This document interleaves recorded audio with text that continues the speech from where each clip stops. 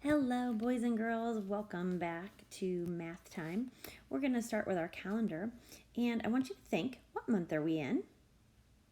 If you said October, nice job. Let's spell October. Ready? Together. O-C-T-O-B-E-R.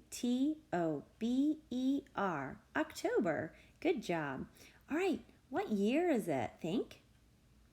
Right, it's 2020. Now, let's say our pattern shape for this month together. Ready? Rectangle, circle, circle. Rectangle, circle, circle. Rectangle, circle, circle. Rectangle, circle, circle.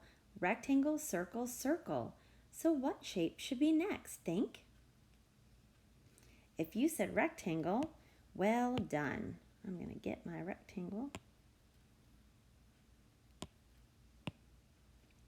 and slide it over. Now we have to figure out what number should be on today's date tag. So let's count. Ready? 1, 2, 3, 4, 5, 6, 7, 8, 9, 10, 11, 12, 13, 14, 15. Think. Right, the next number should be 16. So I'm going to write a 1 first and then a 6. So when we say today's date, we would say October 16th, 2020. Your turn to say it. Get ready? Well done. All right, now let's figure out what today's day of the week is.